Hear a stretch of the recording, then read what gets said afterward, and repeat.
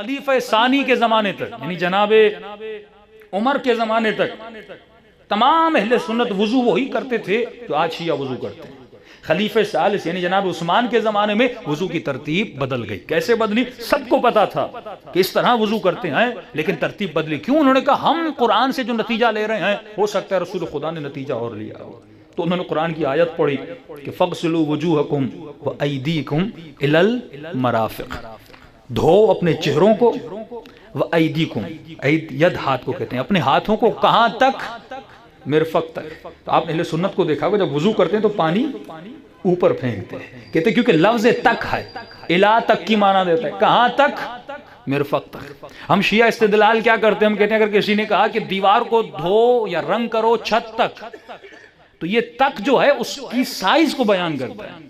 ہاتھ یہاں تک بھی ہو سکتا ہے، یہاں تک بھی ہو سکتا ہے، یہاں تک بھی ہو سکتا ہے، تو اللہ نے سائز کو بیان کیا، تجھے کہاں تک ہاتھوں کو دھونا ہے؟ یہاں تک دھونا ہے۔ لیکن دھونے کا بھی ایک طریقہ ہوتا ہے۔ کوئی ایسا رنگ ساز بتائیے جو دیوار کو نیچے سے اوپر تک رنگ لگاتا ہے؟ اوپر سے نیچے لگاتے ہیں، نیچے سے اوپر؟ بھائی اگر نیچے سے اوپر جائے گا پھر اوپر والے چھینٹے نیچے گریں گے، یعنی اگر میں پانی ایسے ڈال رہا ہوں تو یہ چھینٹے سارے واپس آئیں گے نا۔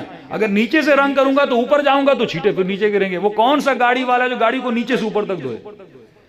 تو یہ اصول دین میں یا فقہ الاصول میں ہم بتاتے ہیں، کچھ عقل بھی انسان استعمال کرے۔ جب رسول خدا بتا کر گئے تو بہت سارے ایسے قوانین جنہوں نے کہا ہمیں قرآن سے یہ سمجھ میں آتا ہے لہٰذا ہم اس کو ایسے کرتے ہیں، فقیہ نے کہا مجھے یہ سمجھ آتا ہے، امام نے کہا مجھے یہ سمجھ آتا ہے، لہٰذا رد و بدل ہوا۔ الفقہ علی المذاہب الاربعہ، جب یہ آپ کتاب پڑھیں گے اس میں تمام تر بتایا گیا ہے کہ دین میں رد و بدل کہاں سے آیا، اذان کا اضافہ کہاں سے آیا۔ اسے آپ کہتے ہیں سیرت خلیفین یا شیخین کہتے ہیں۔ مولا علی جب خلافت پر آنے والے تھے تو مولا سے لوگوں نے ایک سوال کیا، کیونکہ 2 خلیفوں کے بعد ایک گروہ بنا 6-7 صحابیوں کا، اس کے بعد لہٰذا وہ خلیفہ بنتا، تو امام سے اس نے ایک سوال کیا کہ علی میں ایک صورت میں آپ کی بیعت کروں گا، آپ خلیفہ بن جاؤ، مجھے کچھ سوالوں کا جواب دو۔ امام نے کہا جی، کا پہلی شرط یہ ہے آپ اللہ کے دین کو، وحدانیت کو نافذ کرو گے؟ مولا نے کہا نافذ کروں گا، اس میں کون سی نئی بات ہے۔ کہ دوسری شرط یہ ہے آپ سیرت شیخین پر عمل کرو گے۔ تو امام نے کہا میں سنت رسول پر تو عمل کروں گا، لیکن تمہارے کہنے کا مطلب کیا ہے؟ کیا سیرت شیخین سنت رسول سے الگ ہے، یا شیخین نے وہی کیا جو رسول خدا نے کیا؟ اگر تم کہتے ہو الگ ہے تو گریبان تو تمہارا پکڑا جائے گا۔ اگر سیرت شیخین وہی ہے جو رسول خدا کی سیرت ہے تو فبہا، علی کو عمل کرنے میں کیا، تا قیامت علی ان پر عمل کروائیں گے۔ تو اس نے کہا یا علی تجھ سے بات کرنے میں جیت تو نہیں سکتا، مجھے ہاں یا نا میں جواب دو۔ تو امام نے کہا نہیں، میں سیرت رسول کو نافذ کروں گا۔ اس کے بعد خلافت مولا علی کو نہیں دی گئی، ووٹ زیادہ ہو گئے، ڈیموکریسی تھی اور خلیفہ جناب عثمان بن گئے۔ سب بات پڑھے محمد و آل محمد۔